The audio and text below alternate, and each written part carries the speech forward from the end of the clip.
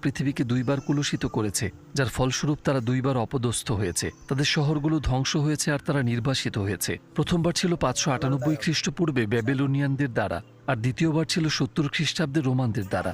আজকের দিনের সাথে এই ঘটনাগুলোর কি সম্পর্ক? আল্লাহ কোরআনে বলছেন বনী ইসরায়েলকে উদ্দেশ্য করে, হয়তোবা তোমাদের প্রভু তোমাদের উপর রহম করবেন, কিন্তু তোমরা যদি ফিরে যাও পাপের পথে, আমরাও ফিরে আসবো শাস্তিতে। অর্থাৎ তোমরা পাপে ফিরে গেলে আমরা শাস্তিতে ফিরে যাব। তোমরা একই অভিজ্ঞতার মুখোমুখি হবে যে অভিজ্ঞতা অতীতে হয়েছিল। যেমনটা আমরা জানি, জুলুম যখন একই মাত্রায় থাকে তখন তার ধ্বংস হয় না, এর ধ্বংস ঘটে যখন মাত্রা বাড়ে। যখন এর মাত্রা বাড়ে জনগণের বিবেক জেগে উঠতে থাকে। মাত্রা বাড়লে লোকজন প্রতিক্রিয়া দেখায়, ঠিক যেমনটা আজকের দিনে ঘটছে। একটি জনমত গড়ে উঠেছে, একটি সার্বজনীন চেতনা গড়ে উঠছে। ঠিক এভাবেই নিপীড়নের সমাপ্তি ঘটে। ইতিহাসের পাতা জুড়ে অনেক অত্যাচারীর কথা শোনা যায়, আর প্রতিবারই অত্যাচারীর শেষ পরিণতি ছিল একই।